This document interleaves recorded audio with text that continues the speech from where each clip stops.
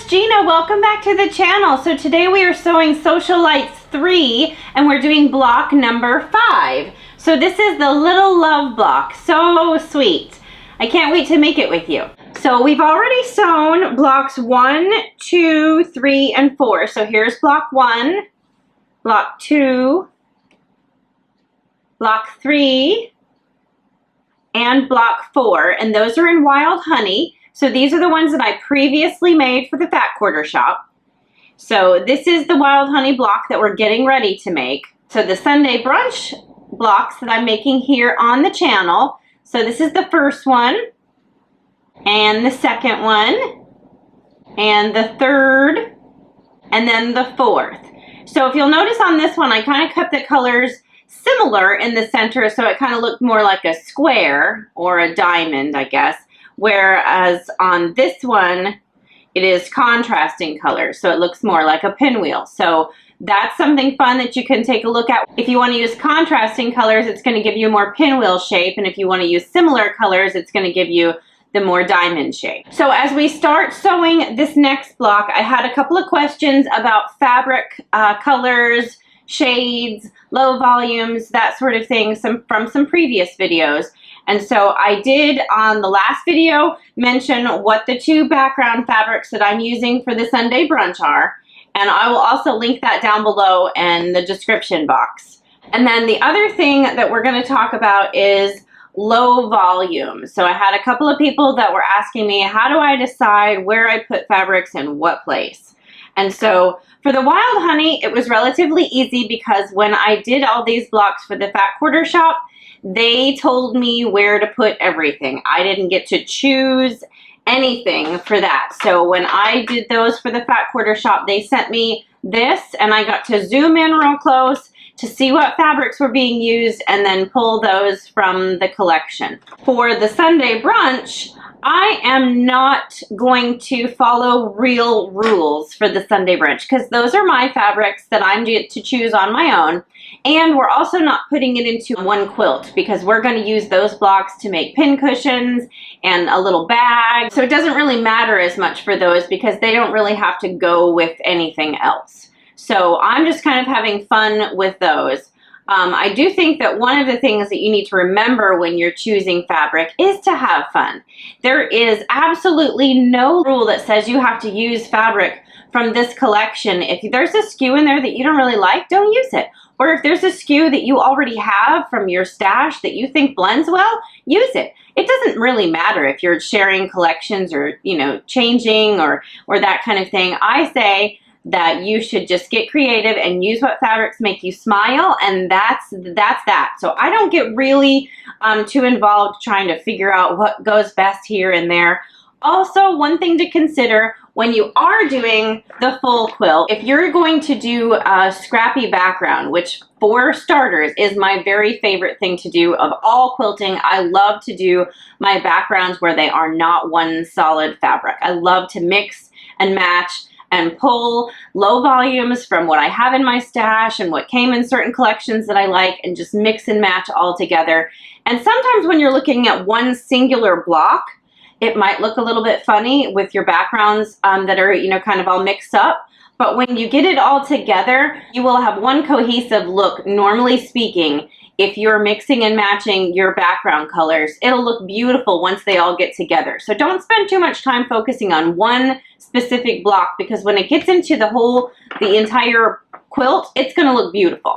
Sometimes in certain collections, the low volumes will have florals that are colorful, and then they'll also have some almost white or cream or ivory or off-white, you know, some lighter, real lighter colors that are kind of like a real muted pattern that's down inside that you can't really see unless you're looking up close. And then sometimes there's some that have just a little bit of color and others that have lots more color. Most of the time when I am using them for backgrounds, I don't usually use a lot of these mediums unless I'm choosing to do that throughout the entire background of the entire quilt. So if you're going to use a background that has mostly a scrappy background, you have kind of two options. You can keep them all really, really low volume muted ones that aren't really, that you can't really see the design, so that when you stand back and you look at it from afar, it's gonna all kind of look like, you know, creamy colors. Unless you choose to do the second option where you make all of your background colors all kind of the mediums. And so what will happen when you do that is it will tend to look more grayish from the background. Like when you stand back and you look at it, if you're using those as your background pieces, just make sure you're using all of them and don't throw in a real light one, because if you throw in a real light one, it'll kind of make things look funny. So either use all real light ones or all kind of the medium ones, and you should get a better look. But remember, don't focus too much on one block, because when you're doing that scrappy background thing, it really is all about how all of them look together in the end. So on the little love block, I already cut my pieces. With these 3-inch pieces, there's really not that many things that you're cutting. On this particular one, I'm only using 3 fabrics, 3 colored fabrics. So the pink, the light pink striped one, I'm using the pink grunge that's in that collection, and then this one that has the blue with the little circles and all that. I guess it's kind of an aqua color. So those are the 3 main colors that I picked for this block. Then I have my background pieces. So this particular pattern doesn't call for any paper, so we're not going to use any foundation paper. So the only thing I did change up a little bit is on the F, I changed the 1-inch squares to 1.25. I made them just a little bit bigger because we're going to fold them over and then trim them down just a little bit. So I followed the cutting instructions for the 3-inch block the same way it was, with the exception of F. So let's get started. This one is going to be a fun one. So we have all of our pieces cut. So F gets the line on the back of them. I did all of the lines except these 2. So when I draw the line, I usually just use a regular pencil or whatever marking tool I have around. I have a lot of them, but as a rule, I usually just like a pencil. And then I'm just going to line up the point on either side and then draw a line. So now we have 8 of those F's ready. And the first thing that we're going to do in the instructions is get the F and the B. And we're going to sew on 1 F on either side of the B. I flip it over and I make sure that there's some overlap. My corner. That way when I sew down the line, I make sure to catch the corner. So I'm going to sew right on the inside of the line. You can sew right directly on it. I usually sew on the line that's opposite of where we're going to fold it over. And then we can fold that over, and then we have a little bit of extra all the way around, and then we can trim that when we get finished. So now we're going to do the same thing on the other side. We're going to put it over the B, and then we're going to flip it over and just make sure that we're overlapping enough. And then we're going to flip it back over and stitch.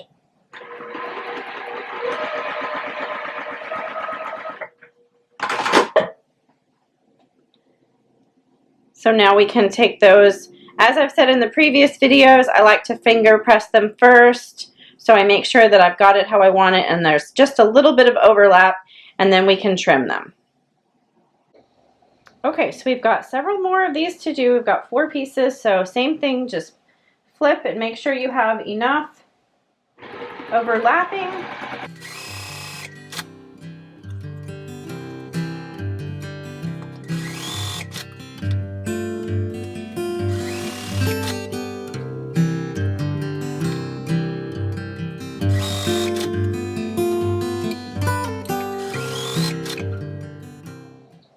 So now when you trim them, you're just going to want to line your line on your ruler up. Make sure it's flush that way, and then the line is directly on your seam, and then trim it that way.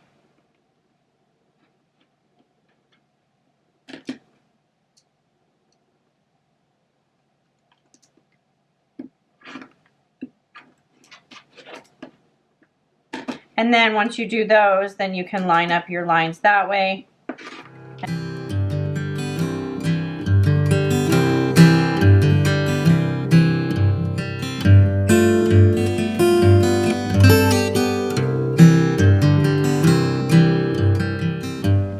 So now we have our 4 pieces done. Those are going to be these units here. So those are going to go like that. And now we need to make our heart. So the next step is to take our 2D pieces, and then we are going to put some C's and some A's. So the C's are going to go right here with the line drawn. And then I usually just set them next to each other so I don't get my angles confused. And then I can draw my lines this way.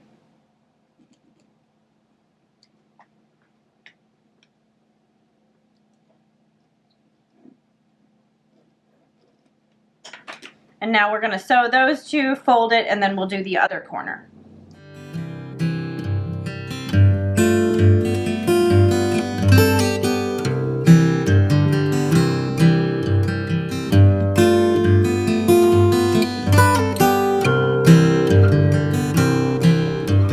Now we're going to press those top two so that we can get the other corner on. So now we have those corners on. Now we're going to do these. Let's go ahead and draw our lines on them first. Usually I do the lines on all of them before I start. And honestly, if they're this tiny, sometimes I don't do lines at all. I just use my line on my machine.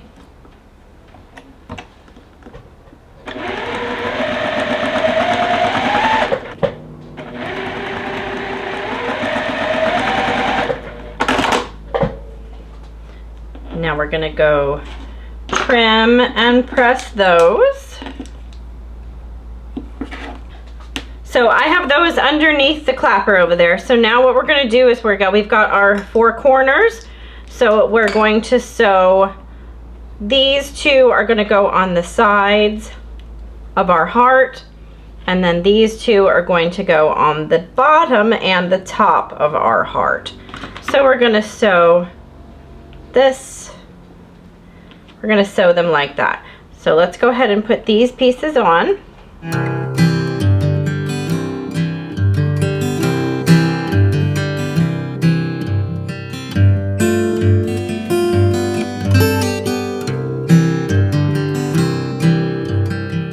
Okay, we're going to go press these and stick them under the clapper. Okay, let's sew these 2 together. So we're going to want to pin so that these 2 lines match up. I use my little heart pins that I got from my box from the Fat Quarter Shop for Valentine's Day, the Cupid box. So you're just going to fold that over. Make sure that your lines connect, and then pin.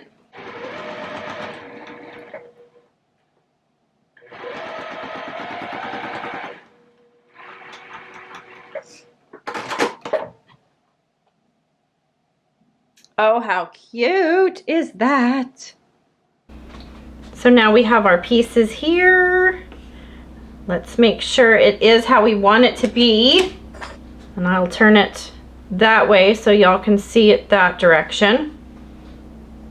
So now we're going to sew this guy this way and this guy that way.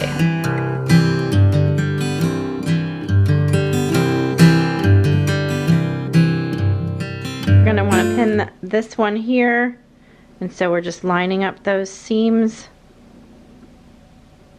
and pinning. Same way.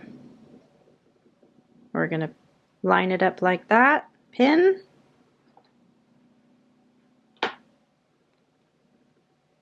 and then this one the same way. We're going to take those, line them up like that, and fold it over, and then I use my fingernail to hold it in place while I get my pin, and then we're ready to sew.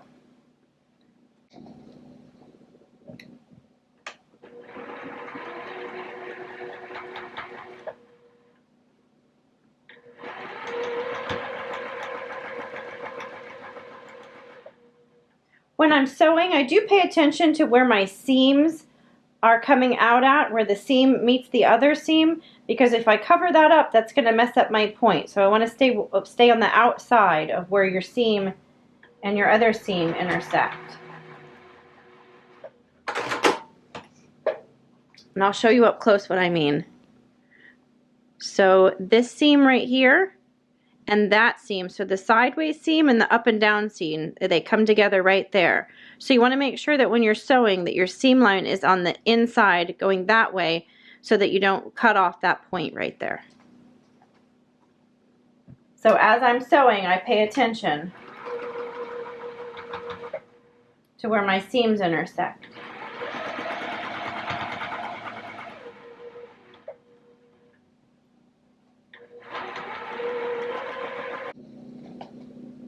Okay, now we're gonna go press it.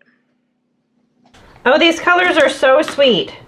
All right, so now we're just gonna trim up our little hairs.